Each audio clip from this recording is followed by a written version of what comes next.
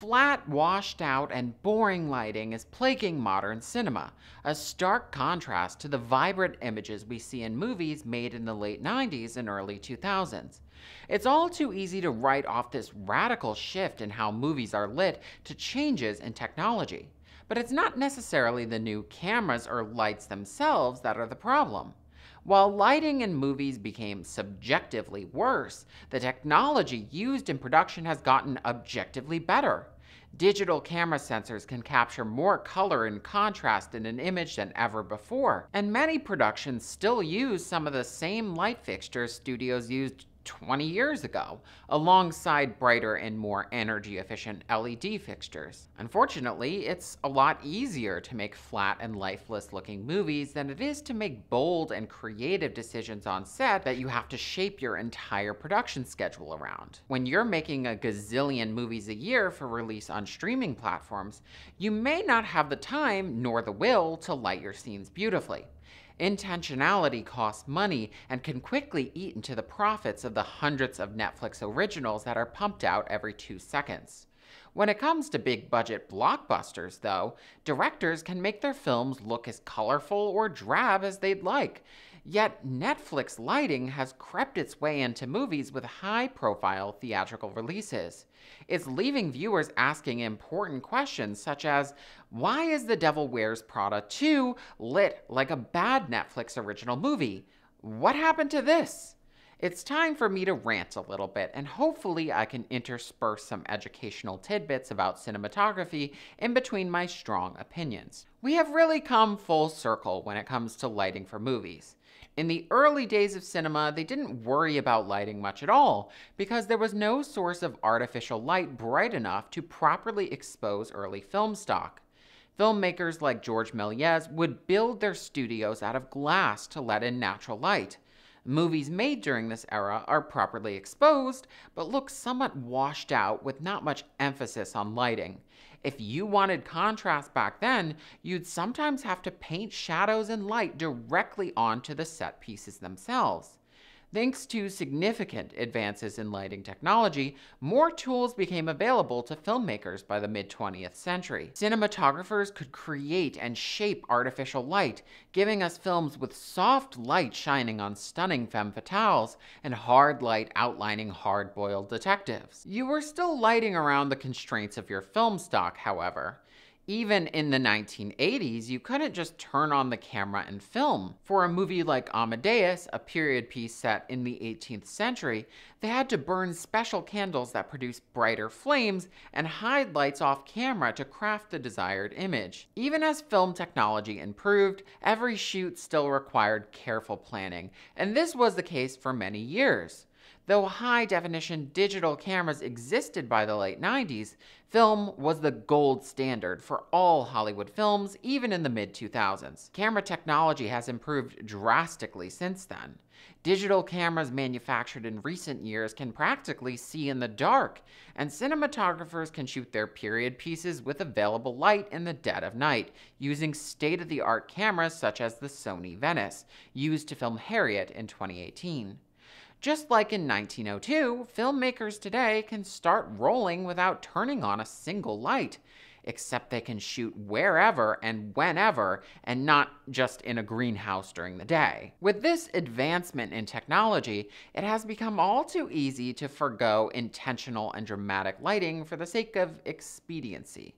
Creator Sassy Grilled Cheese attributes this to the downfall of the beautiful lighting seen in the original Devil Wears Prada. Movies started looking bad when cameras could start seeing in the dark. When you take a camera that can essentially see in the dark, so it doesn't need really any lighting, and then also just put a soft light in front of their faces like this, that's what you get. And a camera back then, you had to light this scene. It literally would not look right on film. He has a YouTube channel, by the way. You should check it out. So does this theory hold up to scrutiny?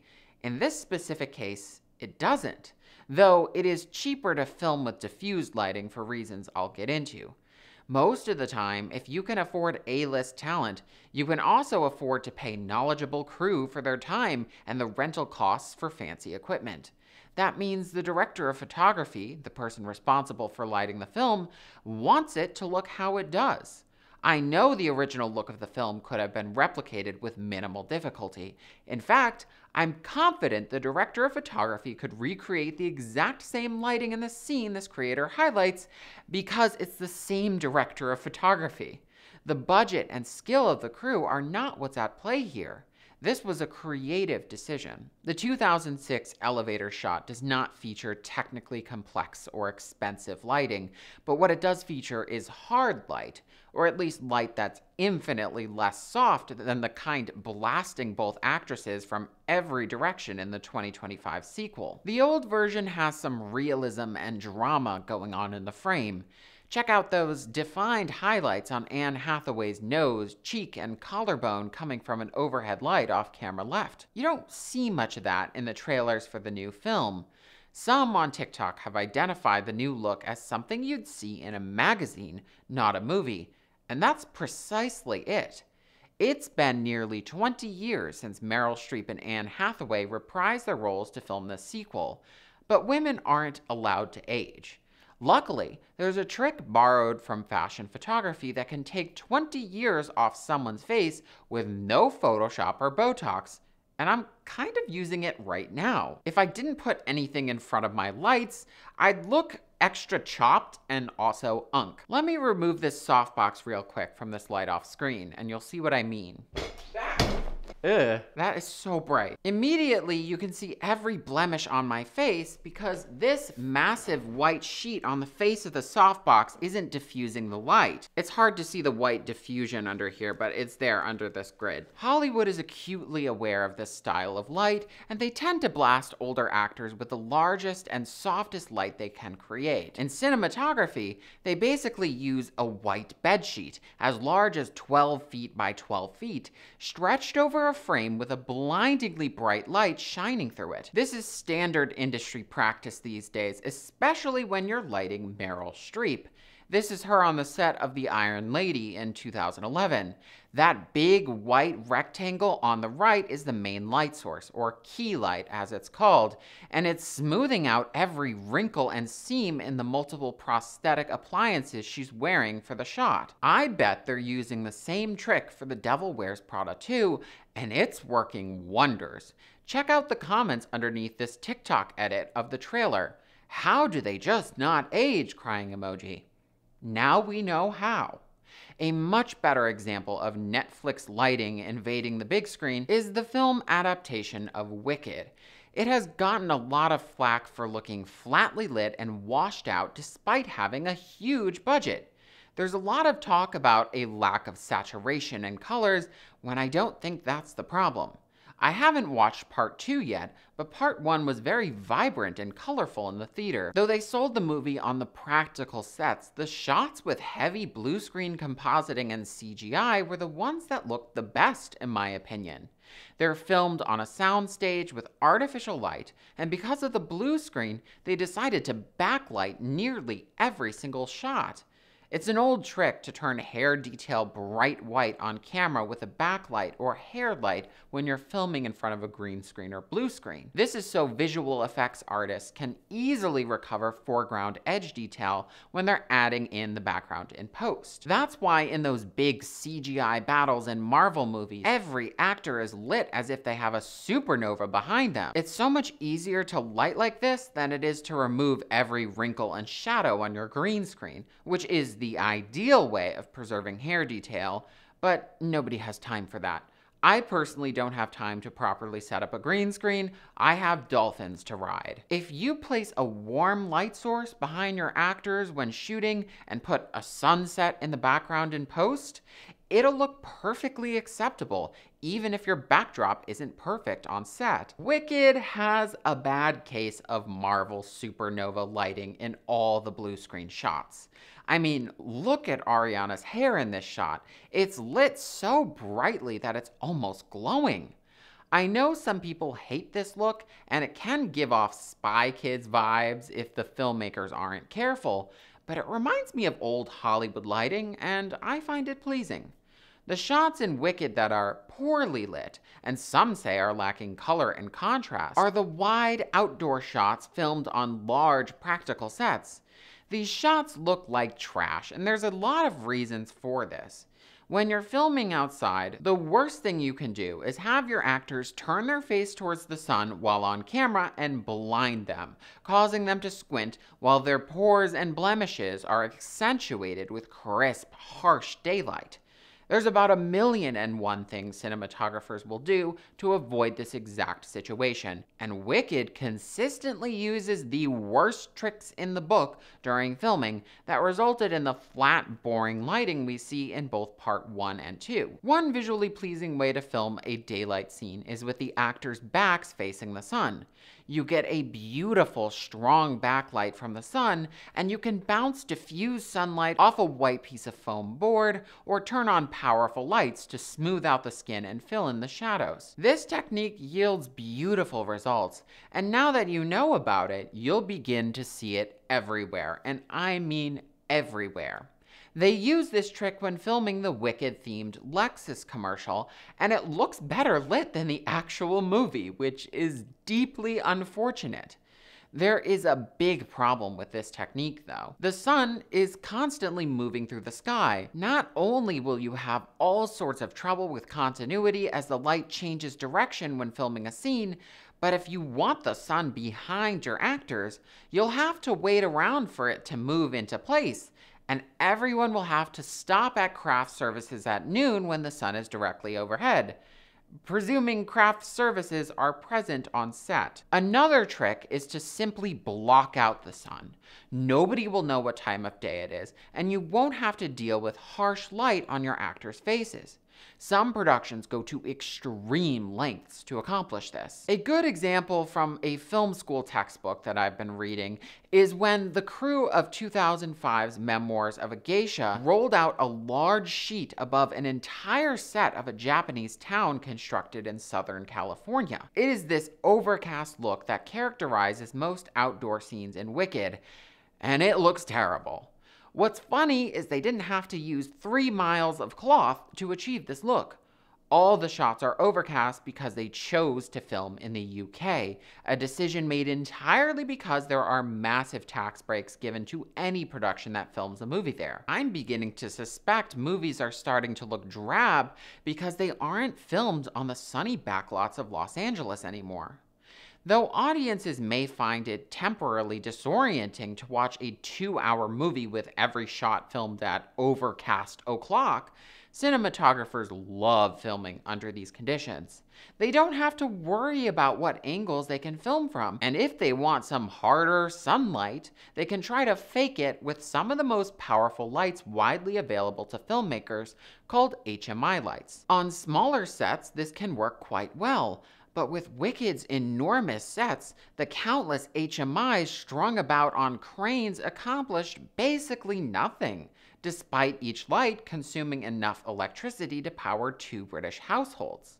The overcast sky washes out everything, and all the lights do is become a hassle for the visual effects artists, who have to remove them in post because they're visible in nearly every wide shot.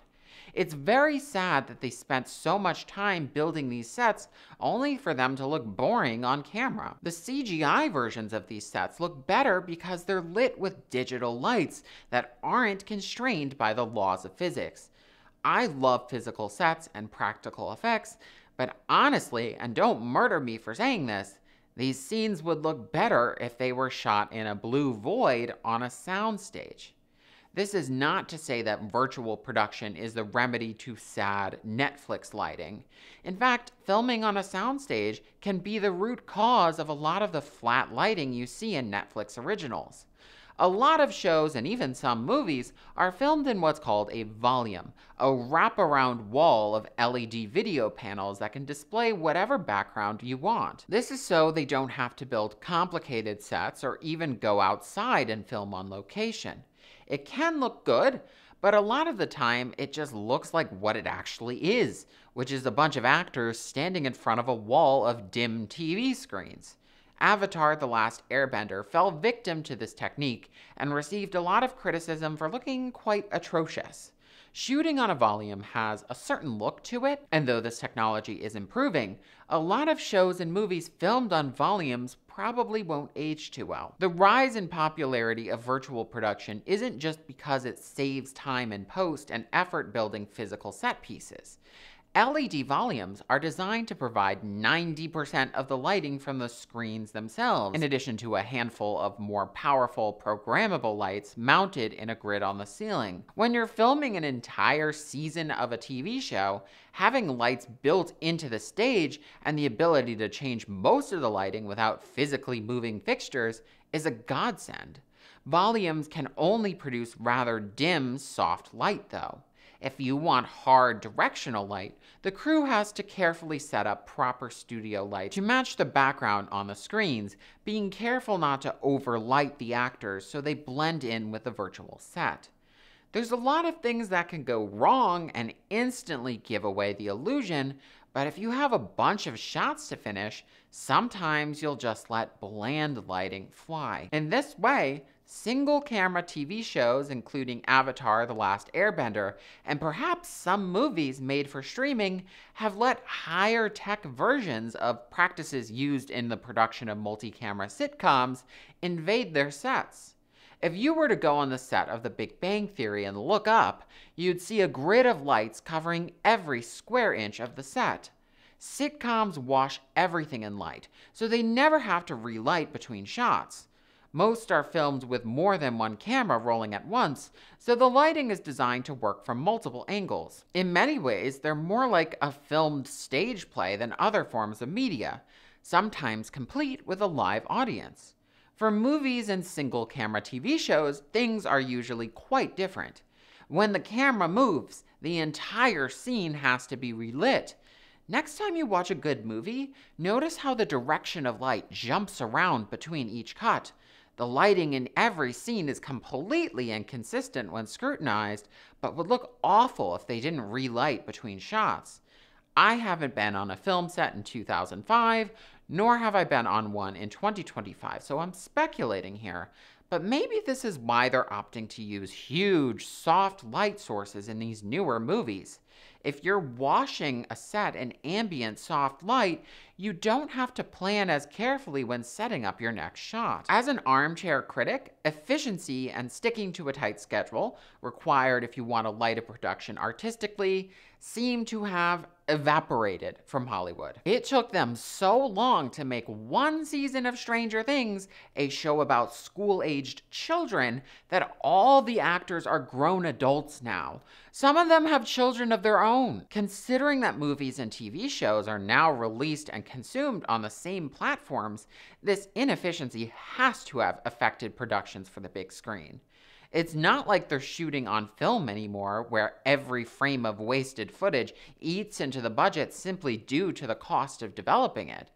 It's becoming all too easy to brute force mediocrity, a phrase I heard in a TikTok critiquing Coca-Cola's use of generative AI in their new Christmas commercial. Just as you can AI generate more than 70,000 video clips to choose from when creating your slop advertisement, you can film a bunch of crappy takes with a digital camera and pick the one that's least offensive to the eyes and ears when editing.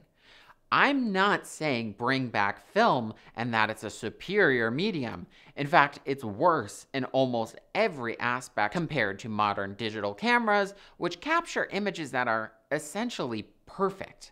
I just want the movie industry to care 2% more about the films they make. There's a lot of technical things that I did not bring up. This video is far from exhaustive, and no doubt many aspects of filmmaking are well beyond my knowledge. I'm just an enthusiast who loves to watch standard definition training DVDs from 2012 in my free time, so you have to forgive me for not knowing everything. I also want to be clear that a lot of movies these days don't look bad, they just look radically different from the ones those of us in our 20s and older grew up watching. It's entirely possible that 20 years from now, Gen Alpha will look at today's movies with so-called terrible Netflix lighting with the same nostalgia that we have when we see stills from Legally Blonde. The golden age of Hollywood will always be 2 decades ago, no matter what period of history you're living in, that's for sure. Anyway, I'm Robert Tolpe, and if you enjoyed this video, don't forget to like, comment, share, and subscribe, and I hope you have a great week. Bye-bye!